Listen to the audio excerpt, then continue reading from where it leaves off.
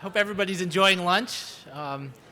Looked like the lines went pretty quick, and we always listen to feedback each year. The evaluations you fill out at the end are something we take very seriously, and when you told us last year that you were upset that we ran out of food, we made sure this year that we had plenty. So I hope everyone's had enough food, and it looked very, very good. I am very pleased to introduce our keynote speaker. Dan Rodriguez is the Dean and Harold Washington Professor at Northwestern Law School. He's been here since January of 2012. We're very lucky in the Office of Change Management that Dan also serves on our advisory group. And when we were talking last year after the evaluations came in for last year's Best Practices Forum, somebody in our advisory group said, well, have you ever gone to Chicago? And we said, well, we went a few years ago, and it was a good experience, and attendance was a little down than it usually is, and Dan pounded his fist on the table and said, we're going to Chicago next year. So here we are, and as Eileen said earlier, the facilities down here are just fantastic, and we really thank the law school from the dean and all of his staff for all of the support they've given. Again, I think Eileen mentioned earlier that this is the day before their convocation, so we're doing an event like this the day before. It just shows a lot of, I'd say, best practice in terms of this. So without further ado, Dan is a nationally prominent law teacher and scholar. His principal academic work is in the area of administrative law, local government, and constitutional law. He also has a special interest in the law-business technology interface and its impact on the future of legal education. He's a leader in the application of political economy to the study of public law and has authored or co-authored a series of influential articles and book chapters in this vein. Dan has served in various professional leadership roles. He's recently completed his term as the 2014 president of the Association of American Law Schools and is currently serving as a council member of the American Law Institute as a member of the newly created ABA Commission on the Future of Legal Services. Dan also serves on the board of directors for the American Bar Foundation. Prior to joining Northwestern Law, Dan served as the Minerva House Drysdale Regents Chair in Law at the University of Texas, Austin, as a research fellow at Rice University's Baker Institute for Public Policy, and as Dean and Warren Distinguished Professor of Law at the University of San Diego School of Law, and also Professor of Law at the University of California, Berkeley, Boalt Hall. In addition, he's been a visiting professor at Columbia, the University of Southern California, the University of Illinois, and the Free University of Amsterdam, the Netherlands. He received his law degree from Harvard in 1987 and his undergraduate degrees from the California State University at Long Beach, where he's a recipient of the school's Distinguished Alumnus Award. I want to take this opportunity now to welcome Dan Rodriguez and thank him very much for being here. Thanks, Dan.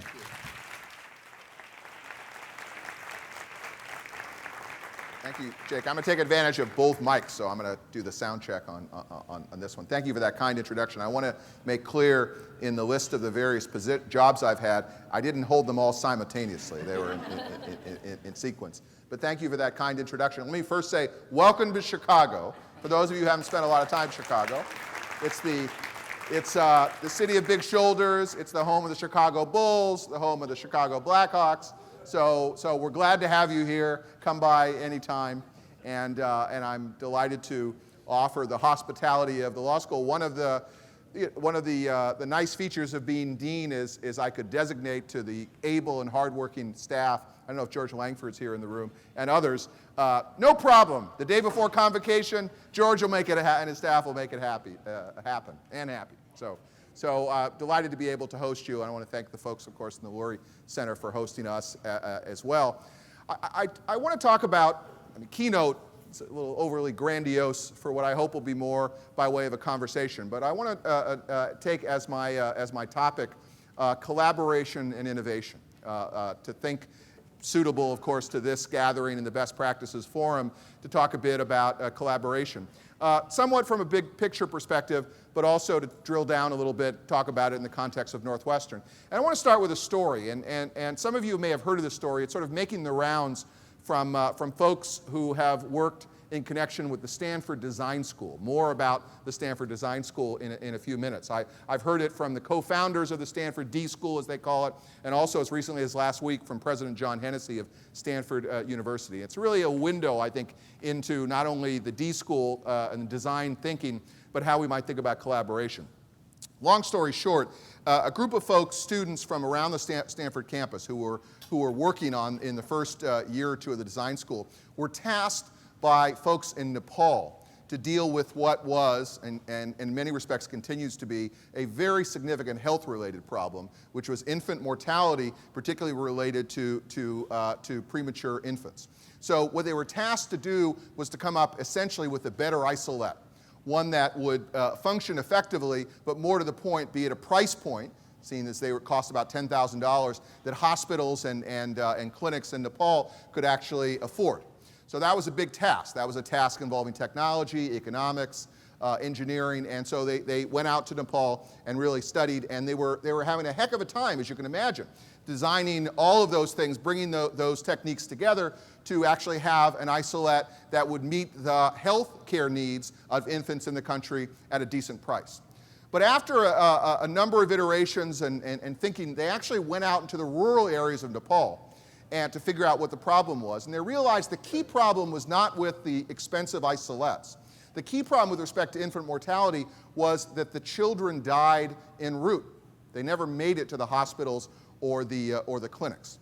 And so what they ended up designing was not a better and new, improved, and less expensive isolate. It was sort of the world's smallest sleeping bag, in essence. It was a way of making sure that they could keep the body temperature of these infants at a stage where when they got to the clinics and got to the hospitals, they would survive and even thrive. The moral of the story, and the reason why it's sort of making the rounds, is essentially a template or a way of thinking of what design thinking is about. This notion that you need to have, as the saying goes, T-shaped thinking. So you think of a T, that is deeply embedded knowledge in substantive information from the disciplines that these students and faculty were drawn from. But the T, the horizontal part is important as well, is to think about ways of bringing to bear interdisciplinary knowledge for that particular purpose. So the basic sort of modality of design thinking, uncovering real human needs, and the Nepal story certainly illustrates that, iterate to develop an unexpected range of solutions, create prototypes, and to test them.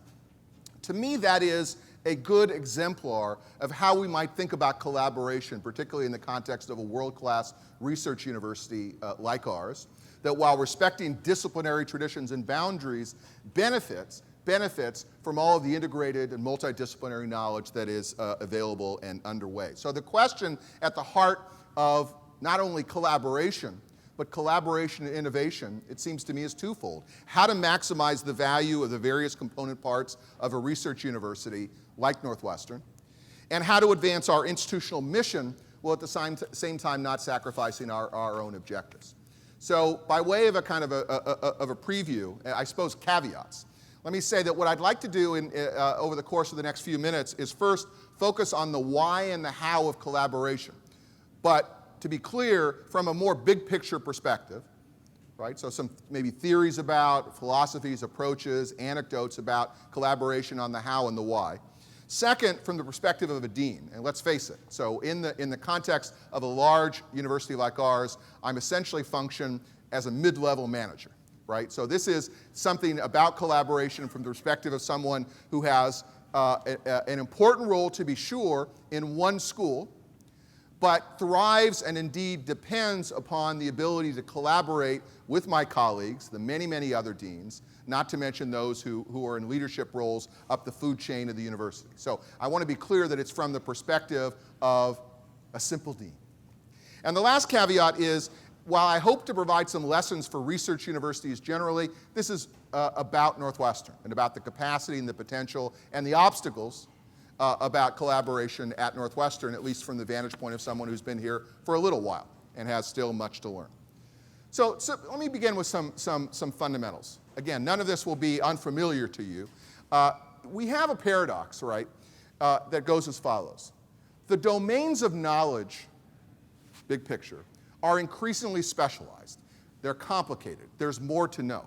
So no matter how focused we are on interdisciplinarity or multidisciplinarity or the synthesis of human knowledge, the fact is that every year, every decade, every century that goes by, we become faced with more complicated problems and faced with bodies of knowledge that are increasingly specialized. So it is not a coincidence and not an accident that universities every 10 years, every 50 years find more departments, more specialized faculty, more specialized research, a plethora of degree programs. It's not manifest self-interest, although that probably plays a part, but it's also just the increasingly specialized knowledge base.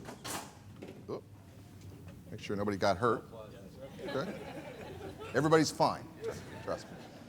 Thank God it's not at the law school. That's Is everybody okay? Yeah? Good.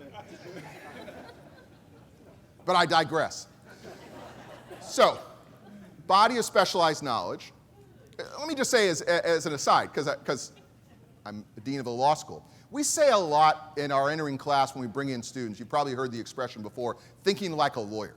We make a big deal as we teach our law students throughout the course of their careers that we're here to help you, not just give you a body of specialized knowledge or teach skills, we want to help you think like a lawyer. And that means something to us. And it means something both snobby and quite specific, right? Is thinking like a lawyer means thinking not like someone else. And I suppose there are versions of that in other departments and other schools throughout the Northwestern University, and that is in some sense a homely illustration of the increasingly specialized body of knowledge. Now, let me make sure the other shoe drops. At the same time, we've also never been we're in a place in human history in which there is an imperative and a necessity to bring together these specialized bodies of knowledge to solve complex social problems that don't respect disciplinary boundaries. So even something as homely and maybe straightforward as thinking like a lawyer maybe makes sense when we're trying to valorize our particular brand of education. But folks come to a lawyer to solve particular problems, and they're not particularly interested in the lawyer saying, I'm going to give you this from a legal perspective. They want their problems solved. So we call upon a vast body of knowledge in order to solve those particular problems. The English political philosopher Isaiah Berlin had captured very wonderfully the kind of the disconnect between two different kind of ways of thinking, and he contrasted, some of you may have heard of this, the hedgehog with the fox. The hedgehog is someone who has one big idea, right? That's Plato. That's the folks who have one big idea, and the synthesis of every knowledge is generated from that idea and is reflected in the idea that's generated. The fox, though, knows a lot of different things. And the foxes bring to bear their specialized knowledge in order to solve a variety of different issues. Universities are, for the most part, made up of foxes. Certainly, the faculty in the universities are, by and large, made up of foxes, and the departments reflect that trend and tendency as well. Universities, to push it a step further, are invested by their very structure and their very philosophy and their very economy in disciplinary approaches. Perhaps not siloed, although often siloed, but they are nonetheless invested ubiquitously in disciplinary boundaries. That is a function of all sorts of things. Recognition of faculty in their particular disciplines. So no one recognizes a faculty for being a hedgehog, I suppose, unless you're Plato. They recognize you for being the best molecular biologist or among them, or the best legal scholar, or what have you.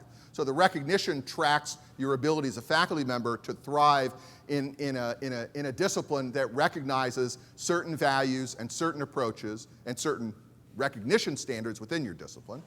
Rankings, quite frankly, trace that. Yes, rankings organizations, US News and others, recognize and rank the entirety of the university, but deans scramble very quickly, and so do faculty, to say, well, that's fine, it's great that Northwestern's ranked wherever we're ranked, but here's where my school is ranked, here's where my program is ranked. So that too, the external indices of, dare I say, quality, but at least of external recognition as through the rankings, are very much based on modalities of disciplinary boundaries. In some fields, think of law and medicine, for example, the entire licensing system, right, is built on the proposition that there are unique disciplinary boundaries. You don't get licensed to practice medicine by being in an interdisciplinary program of which medicine is part of it. You don't get licensed to practice law in any jurisdiction in the United States by being part of a discipline. Indeed, just as a small tangent, what's unique about the United States, unlike the practice of law in many other parts of the world, is we're a postgraduate degree. So you can, in fact, in the UK, in the United Kingdom, major in philosophy at Oxford and be qualified to become a lawyer with some additional added training. Not so in the United States. You have to be part of a Juris Doctorate program in an accredited American law school. So by very component of your licensing, you have to recognize those disciplinary boundaries. So that's sort of the bad news, just to tip off sort of what I'm thinking. That is the ways in which universities are structured to recognize disciplinary boundaries, notwithstanding the fact that societal problems don't necessarily track those boundaries. Here's the good news. Multidisciplinarity and collaboration is inevitable. It is necessary and it is possible. It is necessary and it is possible. So let me begin with the necessary part. So one of these, again, like so many great ideas, they're borrowed, if not swiped, from others.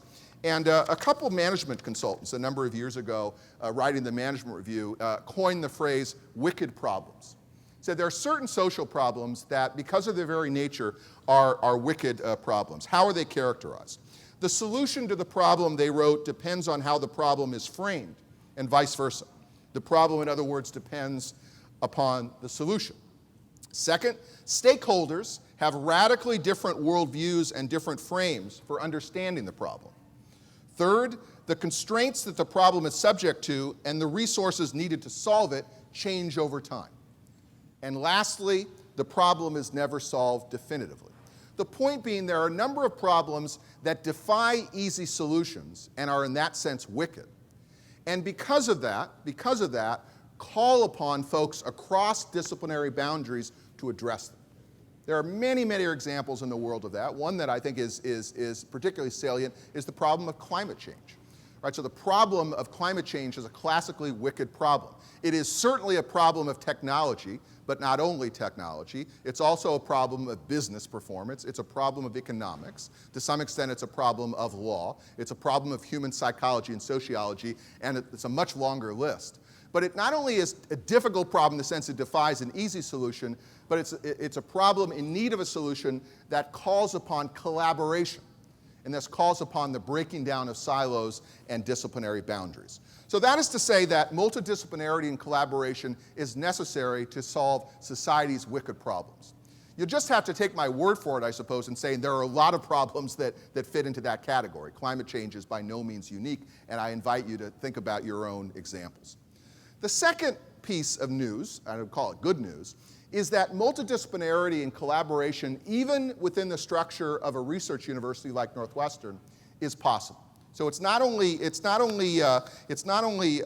available, but it is actually possible. Edward Wilson wrote a famous book a number of years ago in which he didn't coin the phrase, but he made great use of the phrase consilience, which is basically the idea that evidence from independent, unrelated sources, and you might add from independent, unrelated disciplines, can converge to strong conclusions. So you can build evidence from very different methodologies and very different disciplines in order to converge on common solutions. So there are many, many examples of that. Most of the examples that Wilson, a biologist, used, as you might imagine, were from science. So he says, for example, the predicament of laser range finding. Right? You can obviously learn about from the study of lasers, but also from satellite pictures, meter sticks, from a variety of ways that can converge on some common solutions and then avoid the errors that might be generated by focusing only on some separate methodologies. Or take the issues involving neurobiology. You can certainly get to certain pieces of evidence, right, to converge on certain solutions from one discipline, biology, for example, or neuroscience more broadly defined, but psychologists have a role to play. Maybe ethicists have a role to play. So they may not converge. The point is not that there will be convergence on the solution to all of these issues or science, but that if you have multiple sources of evidence, you can have a certain stickiness and greater confidence that, to bring it back to the point, that wicked problems, super wicked problems, will be able to be resolved and to be helped out. Now, for those of you who follow some of this consilience literature, you'll note that one of the knocks on it from the time that Wilson and others wrote is, yeah, that makes sense in the context of the hard sciences, but it doesn't tell us a lot about the humanities, it doesn't tell us a lot about the social sciences, and the work that's been done, which is sort of beyond the scope of my talk for today, it actually suggests that that's not right. that the disciplinary traditions that exist in a university that, like ours, that considers not only the sciences, the hard sciences, but the social sciences, the humanities, professional, all can have the virtue of being benefited by Consilient's kind of approaches. So that's the good news. It's necessary, and it is also possible that we can think about interdisciplinarity and multidisciplinarity to solve many of these problems. To come now closer to the ground, universities, including universities like ours, are the best places to undertake these multidisciplinary, multifaceted initiatives, both with respect to research and our research mission, and with respect to our educational mission and our teaching mission. But often, we are not structured to foment enduring collaborative strategies, especially I and others would suggest where innovation is at stake, where we're looking at more novel issues, where we're looking at more novel problems. So much of what I've said up till now, you're likely to agree with, which is, yes, there's a virtue to looking at alternative disciplinary boundaries and traditions. Yes, it's important to collaborate and also have a certain amount of what I would call humility about what we don't know. But what's hard about it in the context of where we live and where we work is that universities, Northwestern not accepted, face significant challenges in engaging in the kinds of collaborations that will get to the heart and the soul of these problems that we're looking to solve. So what I want to do in the remainder of my time is actually give an optimistic rendering, or at least suggest, put out there some optimistic suggestions of how not only research universities writ large can overcome these predicaments of silos, of disciplinary boundaries, of external pressures, but how Northwestern does it to some extent, unless you think this is just a commercial for the university, how we might do better, right? Which I take to be, from what Jake and Eileen and others have told me, part and parcel of the mission of a forum like this. So how can it happen? A couple words about process. How can it happen? What drives collaboration to promote innovation comes from a variety of different places or facets of the organization. I'm certainly not going to name them. So sort of crudely put, it can be driven, and often is driven, from the very top of the organization. It's often driven from where I sit and stand in the organization, which I would say is largely from the middle. And it can certainly be driven from the bottom up. And it's not either or. It's from all of those simultaneously. So I can give you many anecdotes, and certainly those of you, particularly those of you who work and have worked at the university for much longer than I have, which is many of you, can give better anecdotes of how that collaboration is driven from the top. We had, as recently as in the last few weeks, one of our trustees retreats in Naples, Florida, and one of the agenda items, certainly the most prominent agenda item before us as university leaders by the board of trustees, was collaboration. And was this idea of big bets. What are the big bets that Northwestern as a university is currently making and is likely to make into the future? And if I may characterize the philosophy of the trustees in this regard, is they didn't really want to hear that much about interdisciplinary boundaries. We all of the deans wanted to give commercial speeches on behalf of our individual units, Lord knows. All of us wanted to give this long laundry list of reasons why making joint appointments for faculty are difficult, why sharing resources are difficult, why joint degrees are often a big hassle. They didn't want to hear any of that. From their vantage point and from their place, the objective is to get out from under our silos and think about how the university can collaborate more generally. So that is an example, seems to me a quite striking example, of collaboration driven from the very top. Collaboration is also driven from the middle by innovative collaborations across the schools, often not always driven by the deans, but in the administrative infrastructure of which many of you, most of you, probably all of you reside to some degree, innovations that come up from very good ideas that emerge from conversations, some informal and some quite formal, from institutions embedded in the university, like the Office of Change Management, like the Council of Deans, like many other collaborative structures that incentivize deans, associate deans, key administrators to engage in collaborative discussions. I think it's fair to say that most of those discussions are left on the cutting room floor, and that's fine. There's a lot of spitballing, there's a lot of brainstorming, there's a lot of ideas that are short-circuited in a variety of ways or preempted. But some get through the tunnel, right? And those that do become the source of interesting collaborations, particularly, I should say as a footnote, when we don't care that much about claiming credit for whose idea it was. Where you can put credit claiming to one side, there's an enormous amount of innovation that can come from the middle. And lastly, let me say from the bottom up, and I'm using bottom not in a normative sense, but just as a description. By bottom up, I mean everything from individual faculty initiatives, as when faculty members collaborate about research or about teaching, from administrative collaborations that involve some various joint initiatives, again, formal and informal. So those drive collaborations in large research universities or medium-sized research universities as well, certainly including but not limited to Northwestern. So I'll spare you, in the interest of time, more details about structures, but I'll just say that some of those structural collaborations are what I would call school-based, right, that are unit-based, but often they aren't particularly school-based or unit-based. They involve collaborations among faculty across these various silos. I want to say a few words about benchmarking, because it's sort of compared to what? What are there some examples out there beyond or outside of Northwestern, or beyond or outside of 2015, that reveal the capacity of even hidebound higher education in the United States to engage in quite significant, and in some cases, profound kinds of collaboration. Not an exhaustive list, to be sure, but a couple of examples. One is in the area in which I dwell, at least dwell in part, and that is in the area, sort of the intersection of law and public policy. Let me focus on public policy. One of the interesting instances in the last, I'll make this up, 70 or 80 years, of the development of collaborations, institutional collaborations within research universities, has been the emergence of public policy schools. Think about it for a moment. There's no intrinsic discipline of public policy, not to devalue folks who work and write on public policy, but that had to be invented, right? Because public policy problems are found all around us, right? In a variety of dimensions, at the intersection of science and ethics and politics and economics, et cetera.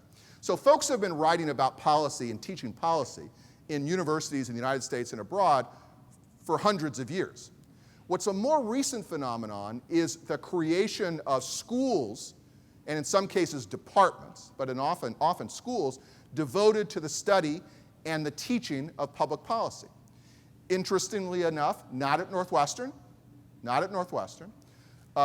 which does not have a public policy school. So this is not a general point that any good university worth its salt has a public policy school, not the point at all. But the emergence of public policy schools and departments reflects decisions, scrupulous choices made at some point in history that folks should be brought together under the rubric of a different kind of home, institutional home, to study and write and teach about public policy.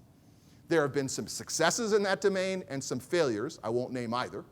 Some great public policy schools and some mediocre public policy schools. I certainly won't name them. I'll simply say that the enterprise at the very best of public policy schools and departments in the United States reflects the ability of universities to think outside the box and develop these kinds of collaborations. Here's a second category: specialized schools and institutes and centers that are built on the paradigm that there should be a combination of synthetic knowledge, consilience, although maybe not mentioned in that exact vernacular, and the institution should be designed around something that's unique and distinct. More often than not, these are not universities. These are what sometimes folks say, either pejoratively or complimentary, think tanks. The Institute for Advanced Study at Princeton. Princeton University didn't need an Institute of Advanced Study, and you could have an Institute of Advanced Study without Princeton University. But the development of that kind of vehicle to pull together the intellectual resources, largely through the faculty, at a great university like that, was a way of sort of integrating knowledge to a significant degree.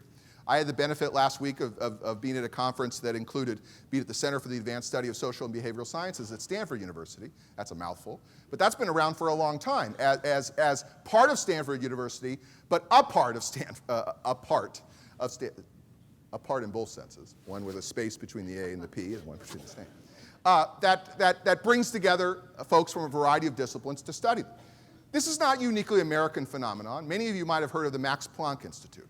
If you haven't, should look into it. It's an enormous and extraordinary sort of commitment of resources, largely on the part of the German government, post-World War II, to bring together a variety of folks, more often than not from the hard sciences, but there is a Max Planck Institute in informatics now, there's a Max Planck Institute in human development, so it's a remarkable congerie of institutions that bring together full-time academics, postdocs, graduate students, and others to solve various problems. There are more specialized kinds of schools. The London School of Economics and Political Science. Most of what you need to know about LSE, you know from its title. It is a university that pulls together work in the teaching and scholarly work in social sciences, particularly focused on economics and to some extent on political science in a more specialized focus. Again, not a laundry list of schools, just to illustrate the point that there are some examples in the US and outside the US of specialized centers and institutes for that particular purpose. There are inter-school consortia. The Claremont colleges in California, for example, that have a quite specialized model. These are independent, by and large, liberal arts colleges, but are pulled together in a consortium relationship to get the benefit, notwithstanding institutional obstacles, which are not minimal, trust me, at the Claremont colleges, in order to deal with more common, de-siloed institutions and social problems. And last but certainly not least, and I told the story at the beginning, so I won't dwell on it, the phenomenon of the D School at Stanford.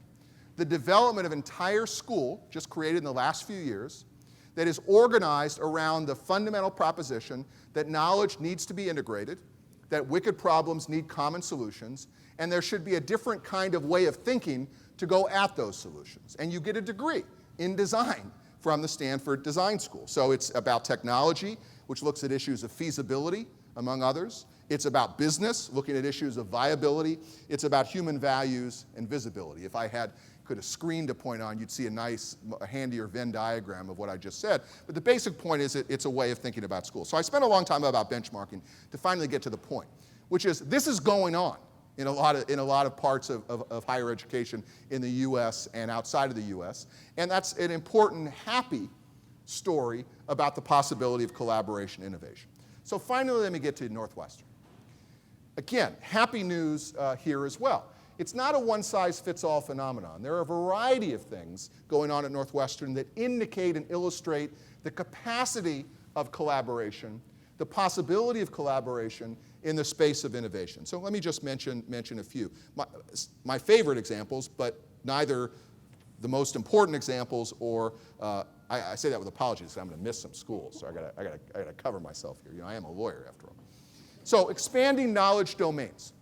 This is hot off the presses. If you haven't seen the Forbes article, came out in the last week or week and a half ago about my friend Julio Tino and McCormick and whole brain engineering, I highly recommend it to you. I'm sure it's certainly on McCormick's website. I'm sure it's on the big university's website, and it ought to be, because it is a commercial announcement to be sure, but it's more than that. It is an illustration of what is now deeply embedded in McCormick, through but not limited to the dean, about the different approach in thinking about engineering and the pulling together of design thinking and whole brain thinking in order to solve various problems from engineering, but beyond engineering, because it has the prospect, and Julio's quite conspicuous about that, about saying it is a template not only for engineering education, but how you think about engineering as a window into solving a variety of social problems. So that's an example.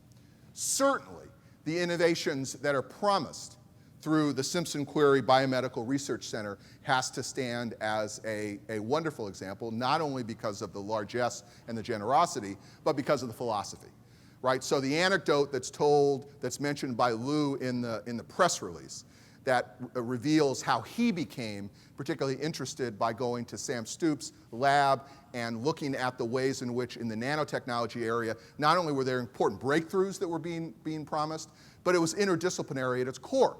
That the value added was the ability of that research institute, and of course what is promised by this biomedical research center, to use interdisciplinary approaches from different schools at Northwestern to solve a variety of key, and in many sense tragic, problems. So that's an example.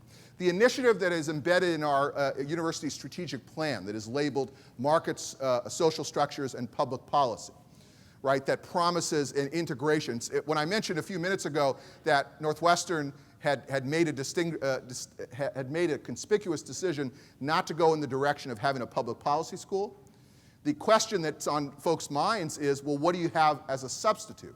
Well, of course, we have a lot as a substitute. There's a ton going on in public policy, in CESP and IPR, and I'm not going to list throughout the university. With the markets, social structures, and public policy plank of the strategic plan promises is bringing together a variety of perspectives and insights from throughout the schools that share in common those who are interested in public policy to solve issues that are deeply integrated. Just think of the title. Just think of the title, Market, Social Structure, and Public Policy. It reveals that these issues are deeply integrated and require integrated solutions. Medill's School of Marketing and of Integrated Marketing Communication. The very title, integrated, and the philosophy embedded in it is about interdisciplinary knowledge and contribution. And of course I have to mention the law school. I would be remiss if I didn't. That a key component part of our strategic plan is the integration and the interface among law, business, and technology. For two reasons. They're different reasons, but they're synthetic. One is because of our belief, our deep belief, that we need to train a different kind of lawyer. A different kind of lawyer. A lawyer who acts not only as an advocate, but also as a facilitator and an innovator. Their progress and their promise as a successful lawyer is not just to give a picture of risk to folks who they're advising, but also to improve business performance, to improve entrepreneurial activity. That is not the province just of the folks who are in the C-suite or who are the entrepreneurs. That's also part of the responsibility of lawyers, and it requires a different way of thinking and training of those lawyers who are going to go into this fabulous new economy.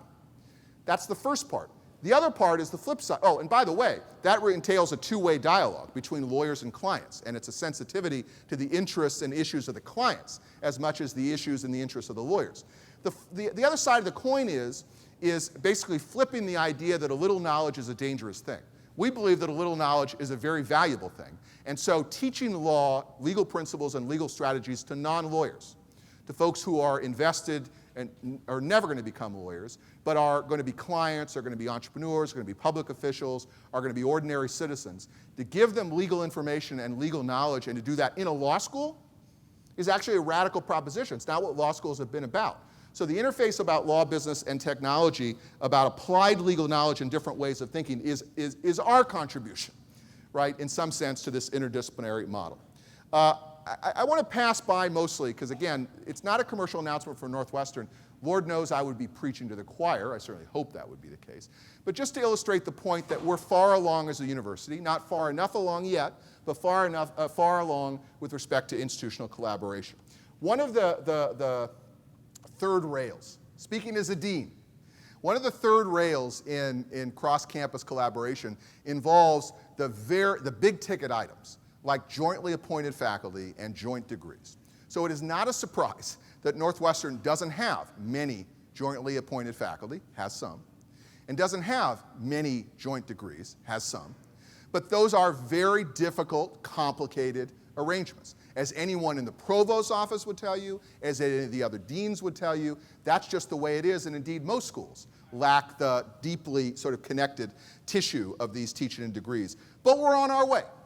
So Northwestern is the only major university through the Nuvention class that has 4 different schools working on significant innovative techniques. Now, I'm not describing all of Nuvention here. I'm particularly focused on the medical devices one, which in many respects is the signature Nuvention course that involves colleagues from Feinberg and from McCormick and from Kellogg and from the law school. There is not another consortium of 4 schools in any research university in the country that is looking at those particular problems. So we're ahead in that regard. We invented here at Northwestern University, through the law school and Kellogg, 15 years ago, the first 3-year JD MBA.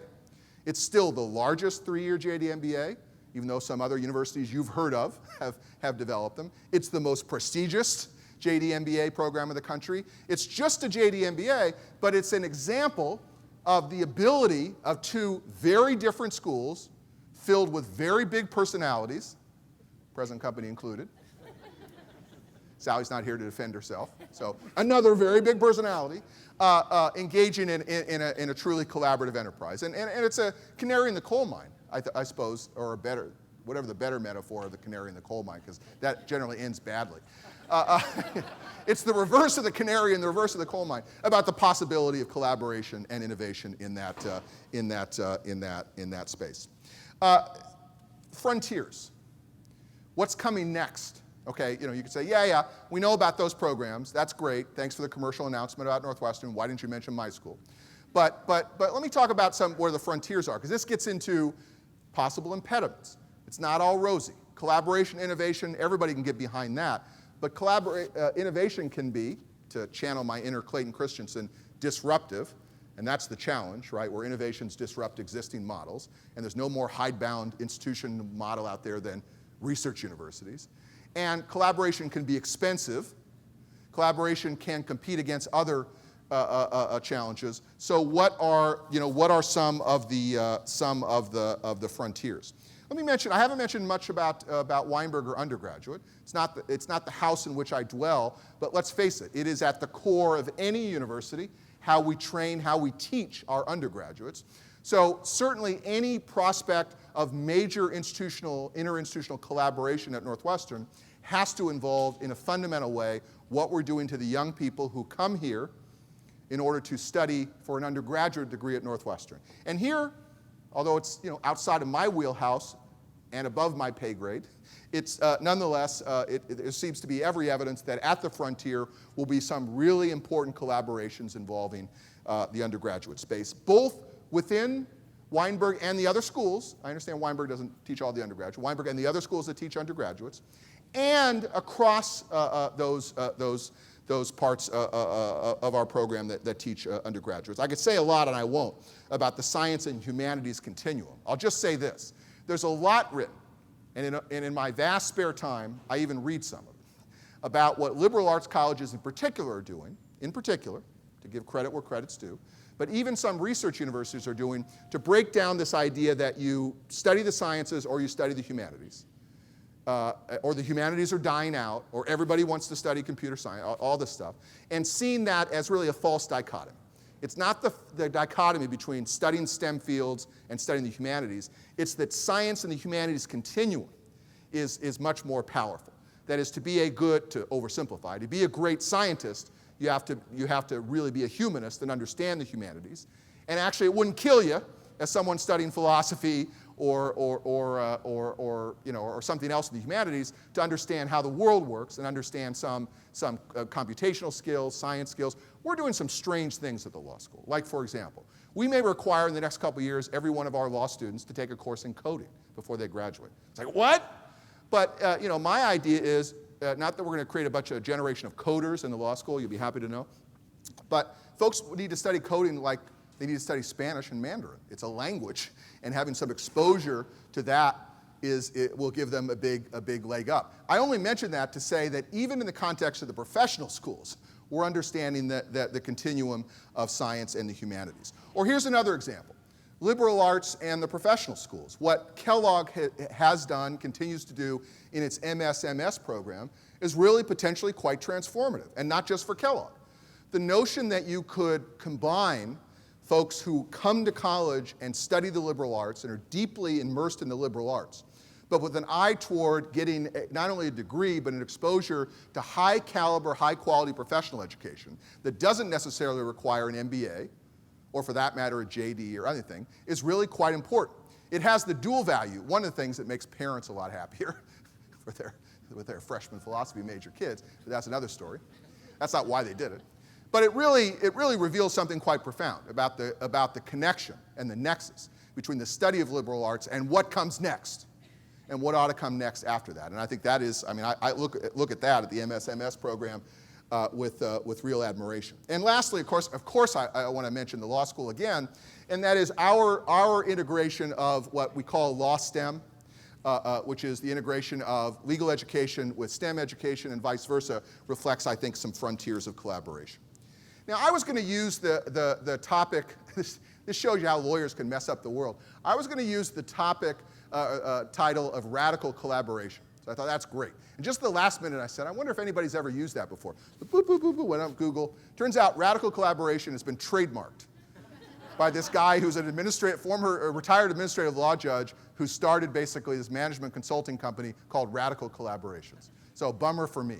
So I have to give credit to this guy whose name I forgot who invented the phrase radical collaboration, because I don't want to have a I don't know if Stephanie's here, but I need a trademark lawyer working on my behalf. Anyway, radical collaborations that are really are at the frontiers, are more than just, let's sign a joint agreement or something like that, but are really quite important. Reflect the work product of humans constrained by time and resources. I mean, that's what you ought to want to say to me and I ought to say to others when they urge collaboration, which is, that's great, but we have full-time jobs. And we are constrained by the time and energy we devote to our units, which is not a selfish act, it's a selfless act, because that means the time and energy we devote to our students. And there are resource constraints. The money doesn't grow on trees. And it's fine for the trustees and it's fine for the leadership of the university, fine for the deans to go on about collaboration, but where do the resources come from that? So I think we need to confront fundamentally at Northwestern, as at elsewhere, that the collaboration is constrained by time and by resources. So in order to incentivize, there's the magic word, collaboration, it has to build from three different sources, I think simultaneously. It has to build from the social imperative, that is, we have to do it. So notwithstanding constraints, it is necessary and essential to solve society's wicked problems and provide high caliber education for a generation, new generations of folks to collaborate. So it has to build from a social imperative, not just that it's nifty and trendy. Second, it has to build from leadership. So it does have to come from the middle and from the top. It has to be an institutional mission. It has to be, as the saying goes, mission critical that collaboration takes place. And third, you economists should love this in the crowd, or those of you who work with economists, is it has to drive from individual self-interest. That is, individuals who work at the university, be they administrators, be they faculty members, be they university leaders, have to believe it's in their interest to have big scores and medium-sized scores that come from collaboration. All of that has to happen simultaneously. I'll tell you a really small anecdote. In the grand scheme of things, it's a small part of what we do, but it's actually, I think about it a lot because it reflects a kind of a new way of thinking. We're engaged in a quite interesting, and I believe in the long run, important collaboration with our friends in Qatar. It's not NUQ, although of course we probably never would have come into contact with our partners but for NUQ. What we're involved in the law school is a collaboration with a brand new law school at HBKU, Hamad bin Khalifa University, in Doha, Qatar, which is aspiring to have the first postgraduate JD program in the entire Middle East, in the history of the Middle East. And they are calling upon Northwestern Law School, the energy and the resources and the initiative of our faculty, of our administrators, to help them develop this. And the question gets asked by alumni, by these administrators who are doing a lot of the work, by others, what's in it for us? There's some money in it for us, but at the end of the day, I don't know, Rita, sorry Rita to give you this bad news, not a lot, and not to warrant and justify the expense. So to the extent we're in it for the money, there's other things we could do to be in it for a lot more money. That's the first point. Second, it is not NUQ, so we're not granting degrees to Northwestern degrees to anyone. It derives from a missionary zeal on my part and a number of our parts that we could help change the world in a small way, in a small part of the world, but in an increasingly important part of the world. So there's a wonderful alignment of interest from two very different parts of the world, from our friends in Doha, leaders of HBKU, beginning with Her Royal Highness and continuing throughout the Qatar Foundation and other, to actually have this collaboration. And here's the thing. They see Northwestern as uniquely situated to do that. Thanks to the work at NUQ, thanks to what they know already about the university, thanks to the initiatives, many of which, a group of folks from Feinberg who went out to help them develop their medical school future. Many anecdotes. They believe that Northwestern is uniquely capable of doing that. That's a very good and a very positive sign. Let me leave you with this, and then Jake will tell me whether there's any time for questions. Just a bullet point, summary. The way to incentivize collaboration about innovation comes from first generating resources and resource incentives. So yes, it involves fundraising and high priority on fundraising for collaborations. Yes, it involves allocations from the central administration. Of course, I can say that because I don't think there's probably anybody, NIM's left, so I can promise him to hand over some money. But yes, I channel my inner NIM. It involves resource allocations within the university, and thus choices and trade-offs. And yes, it involves space collaborations. There's a third rail for you. It involves thinking about the physical space in Chicago and Evanston as being spaces for collaboration, not just for silos. That's number one. Number two, it involves human resource. So here's a wacky idea. Because folks move around the university, as you know somewhat, we occasionally get folks who've come from other units and other departments who come to the law school. It's wonderful to have them, or else we wouldn't hire them. But it's also wonderful to get their perspective from what they worked elsewhere in the university. And I confess, we export, I'm sure, folks who move elsewhere to the university and the law school. That's business as usual. How about this? How about deployment for some periods of time? There's a change management topic for it. For folks who might go for a particular chunk of time and be embedded in work in another unit. Maybe that would be 6 months. That's probably unrealistic. Maybe it would be 6 weeks. That would cause some panic, I suppose, on the part of other folks. But it wouldn't kill us. If you think about the advantage of having key administrators, folks at your level and elsewhere in the university, spend some time embedded elsewhere in the university, I think that would be wonderful. Now, I'm not proposing a jobs sharing arrangement with me and Sally, although, I hear they're having a nice building. Probably has my office has a better view, but that actually might work. And to think about deployment or redeployment of administrators in the university for short stints. We're doing it in Qatar. We send folks all the way to Doha. Why not send them to Evanston? I'm not looking at you, Rita, to say that, but you were. So that's number two, human resources deployment. Number three, just check it off, strategic thinking. Being willing to think strategically about collaborations and innovation. Four, design thinking. I don't get paid a retainer by Stanford, by the way, in case you're wondering, having mentioned them a few times. But I am admiring of what they've done in terms of developing this design school. I don't think the world needs 30 different design schools, and I'm not proposing a design school at Northwestern, and who would care if I did? But I think the kind of design thinking that is reflected in, for example, Julio's comments about whole brain engineering, some of what certainly goes on in some of the interdisciplinary initiatives at Kellogg, that's been reflective in our work with our colleagues in Feinberg in developing public health concentrations, and it's going on in our clinic, and all of that is really quite revealing of a different way of thinking. And that's number four. Number five is hire collaborators, by which I mean hire folks with collaborative temperaments. Think from, and I'm including myself in this, think when you hire administrators to the university, that you're hiring folks who have experience in collaboration, whether in the academy or in industry, and have a taste and a temperament for collaboration. And sometimes it's tempting to hire folks who are in your office saying, I bleed law school. It's all I care about. I couldn't pick Evanston out with a GPS. I couldn't, I don't care about, I don't even know whether football is oblong or round. I just care about the law school and you, Dan Rodriguez. But that's not a good instinct, right? And we probably ought not to do that. To think about joining a university that has a spirit of collaboration might be the right approach. You've listened to me long enough, and I'm probably out of time anyway, but I'm happy if there's any questions, thoughts to share. I'd be happy to. I've maligned most of the schools, but there are a few schools I haven't yet maligned, so I want to, I've had an occasion. I mean, anybody here from the basketball team? I'd like to, I have some comments I'd like to make about it. Yeah. And I do have a question. One would be, when you talk about strategic thinking, how would you define that? So Jake asked how would I define strategic thinking. I know it when I see it, as Justice Stevens said. No, I would define, so here's how I would define it. I'm not sure it would be a consensus definition by any means. I would say it's outcome-oriented thinking.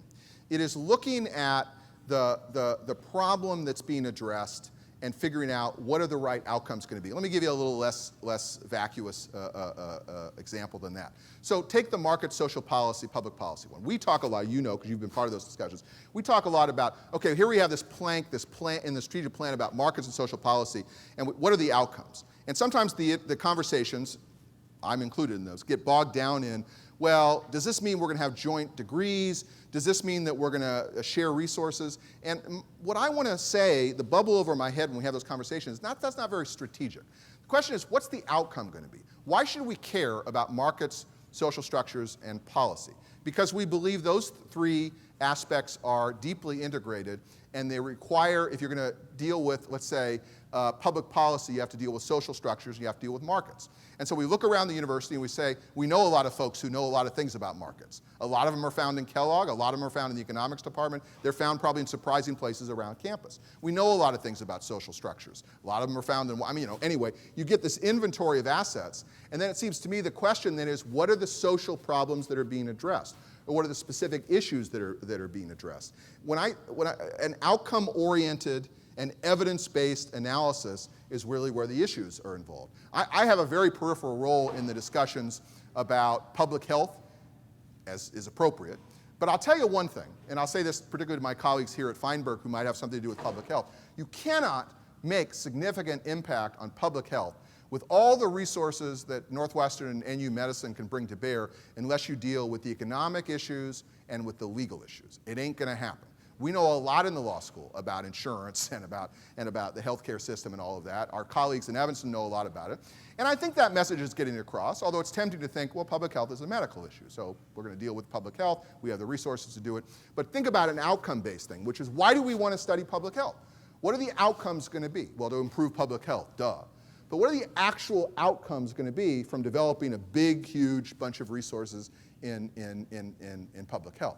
Now, my goal is to just climb up on a ladder and keep saying that in Eric's ear every time I'm available to do that until he gets really annoyed, which is usually after 5 seconds. But I know I'm right, and maybe I'm making an impact, because that is the kind of strategic thinking that I'm thinking.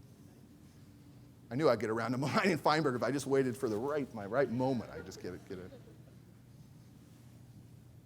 Well, thank you very much. I want to end where I return, which is to thank you for allowing us to host part of this event in the law school.